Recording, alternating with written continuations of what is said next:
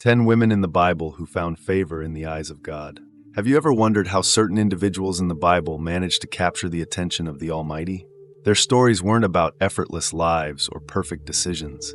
In fact, many of these women faced shattering disappointments, heartbreak, and daunting challenges. Yet, in the midst of what seemed impossible, each found a divine favor that altered not just their lives, but the course of history.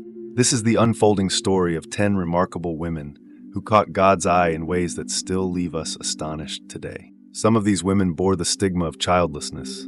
Others found themselves leading a nation into battle. A few were foreigners, unlikely candidates by society's standards. All had their flaws. None were immune to sorrow. Yet each of them, in her own right, tapped into an unexpected grace. What they discovered has guided and encouraged believers throughout centuries, and what happens in their lives might just speak to the hidden corners of our own hearts as well. Dear friends, welcome. Today we'll explore the lives of women who weren't supposed to stand out, women whose circumstances made it seem they would never hold a place of honor, but God saw them differently. And if you think you already know all their stories, get ready. You might be startled by some of the revelations and twists that unfold, because when the Creator's hand rests upon someone, the results are truly astonishing. Are you ready? Let's get to it. Section 1. Sarah and Rebecca. Sarah was never the obvious choice. She was old, childless, and to many, a figure of pity. People whispered about her behind closed doors, speculating about her inability to fulfill the expected role of motherhood. The years passed by, and her hopes of becoming a mother slipped away, one by one, like grains of sand in an hourglass. It was emotionally exhausting, enough to make anyone question their value. Yet it was precisely during that season of profound disappointment that a promise came. She would bear a son. The laughter that erupted from Sarah when she first heard this news was both disbelief and wonder. It must have seemed laughable. Was she really going to carry a child at her age? But there's more to Sarah than just a miraculous pregnancy. She struggled with doubt, as many of us do. At one point, she even tried to force the promise by giving her servant Hagar to Abraham. This act brought strife into her household, a conflict that's still discussed in biblical scholarship today. Yet despite her mistakes, she found the extraordinary favor of God.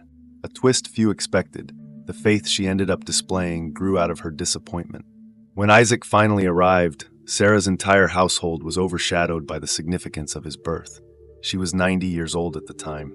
She realized that nothing, absolutely nothing, is too far gone for God to resurrect. Sarah's story remains an encouragement for anyone convinced their season of hope has passed, showing us that sometimes the greatest favor arrives after we feel we've run out of time.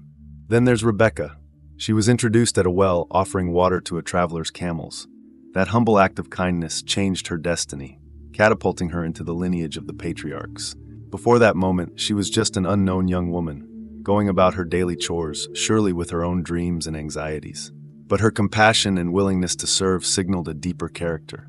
Little did she realize that this small act would lead her to marry Isaac, the promised son of Abraham and Sarah. As the story unfolded, God used Rebecca in surprising ways. Her guidance paved the route for Jacob to receive an all-important blessing, which ultimately gave birth to the nation of Israel. Biblical accounts also suggest Rebecca bore her own set of regrets, especially regarding the family tension her interventions caused. Yet, despite the conflict and her own cunning, she still was chosen to be part of an unfolding plan that would bless countless generations. Like Sarah, Rebecca demonstrates that even imperfect decisions, shaped by faith, can lead to a bigger purpose when God's favor is involved. But that wasn't the whole story. The next family chapter would unveil a sisterly rivalry that shaped the future of an entire people. Section 2. Leah and Rachel. Leah's life started under a shadow.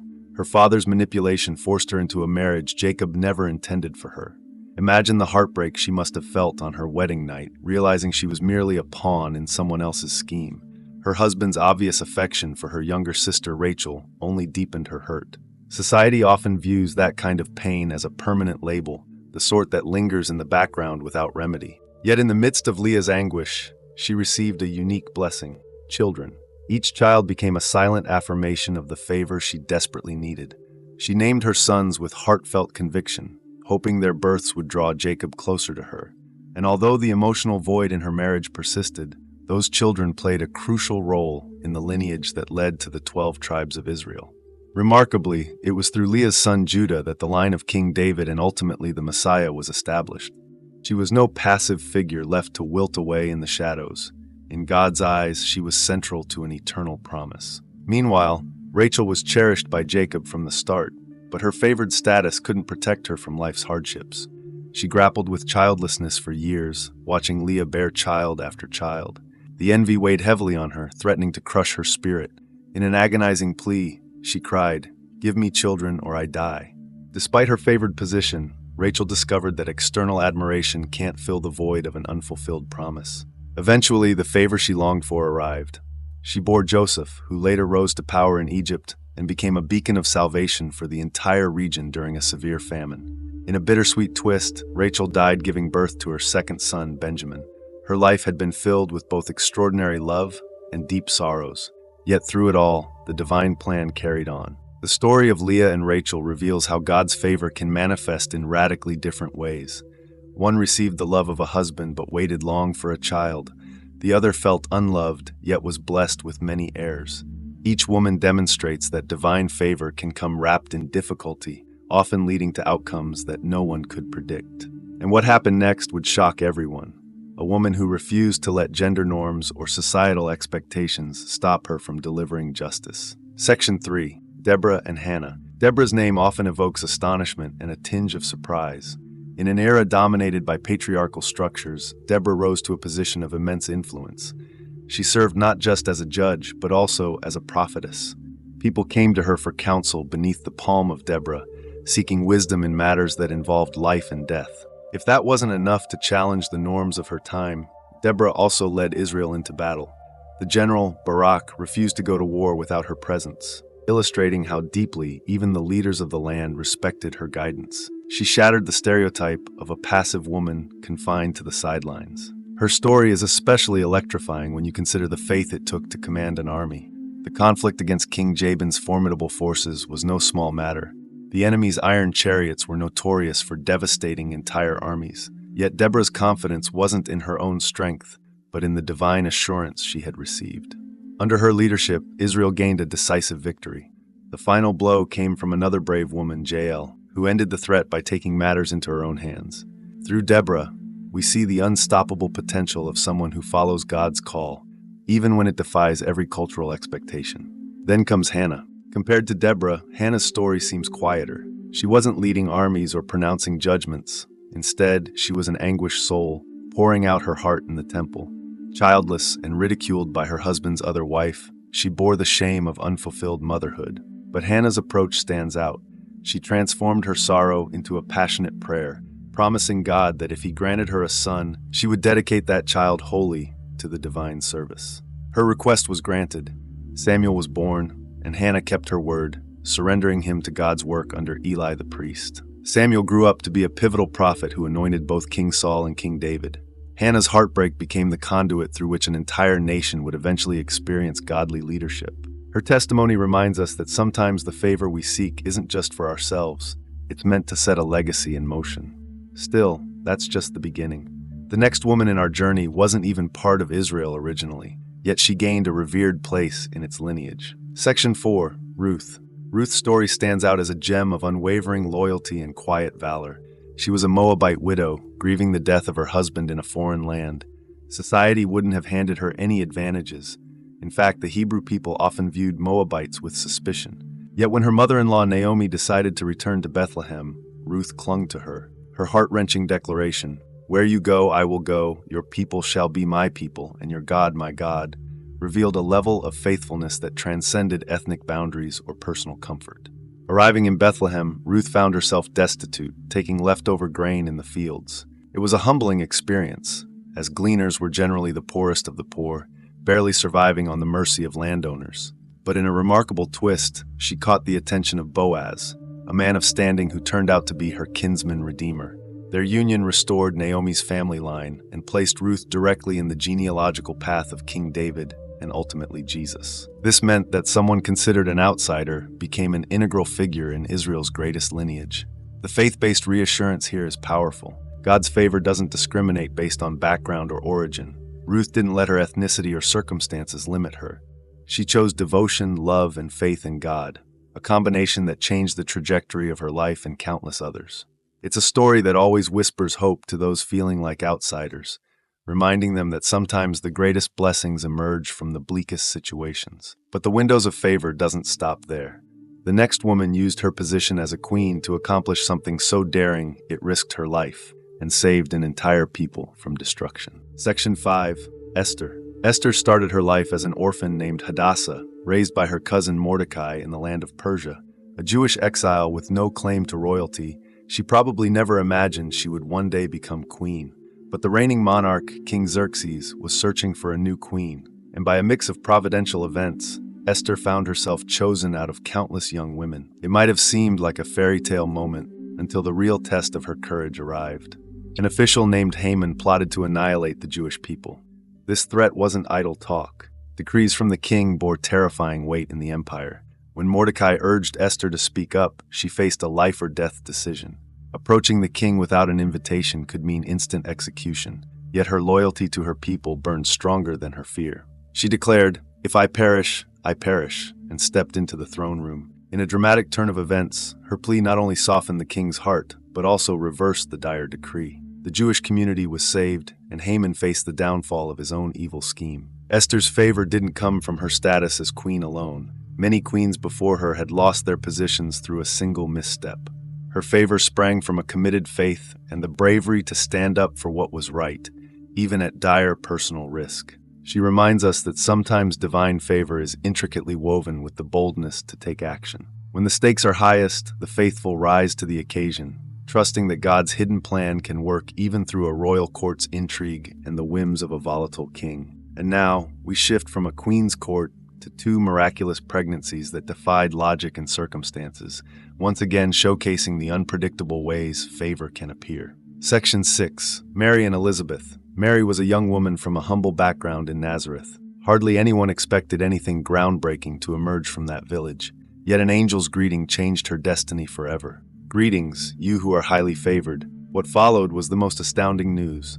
She would conceive a child by the Holy Spirit, and this child would be the long-awaited Messiah. Think about the emotional storm Mary must have experienced.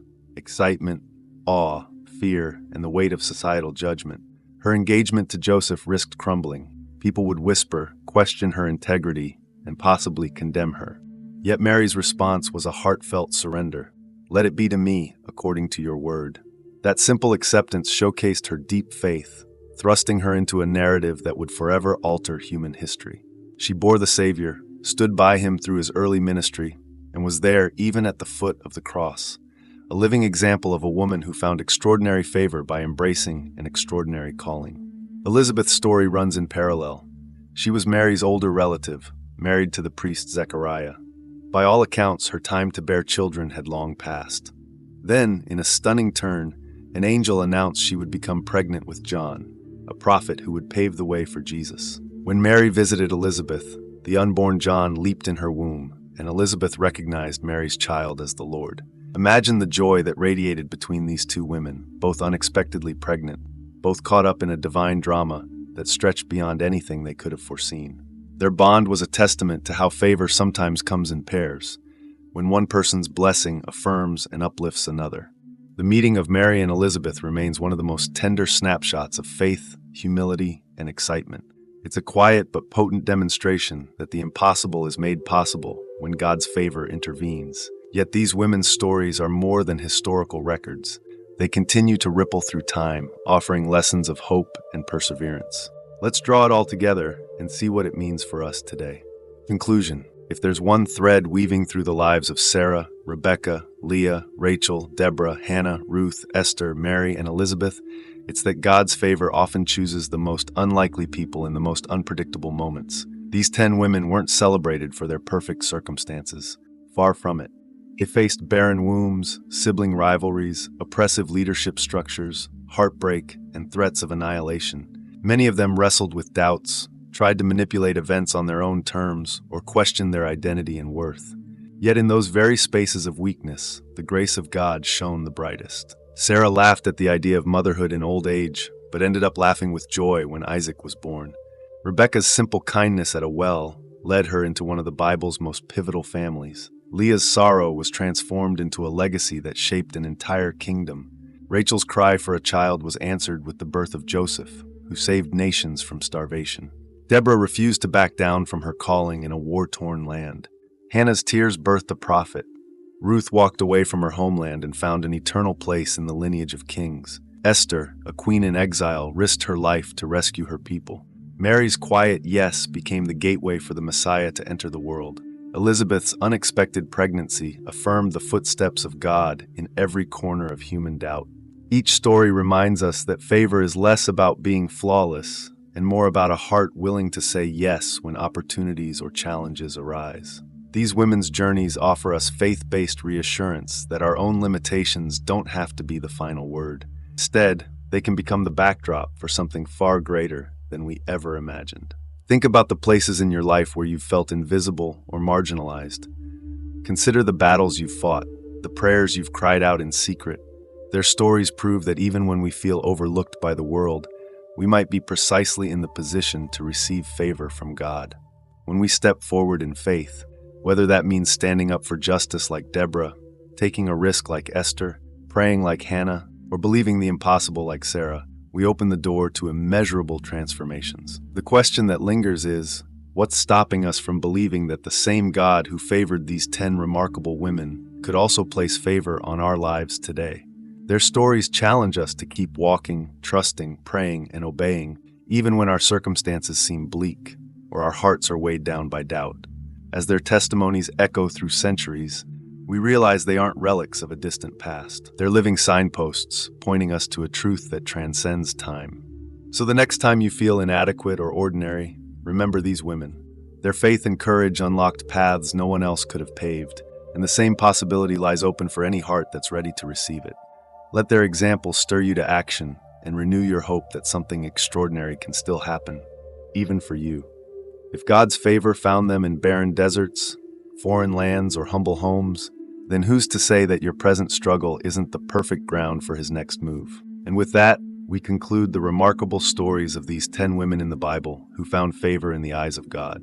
Their tales remind us that favor can fall on anyone, at any time, turning tragedy into triumph and doubt into destiny. May we all find the courage to embrace such favor when it comes knocking on the doors of our own hearts. Amen. Feel free to like this video and subscribe to the channel so you can stay connected to more faith-driven stories. Turn on notifications to ensure you never miss an update. Sometimes one timely lesson can spark a life-changing turnaround. And if you know anyone who will find this message of hope helpful, please share it with them. God bless you.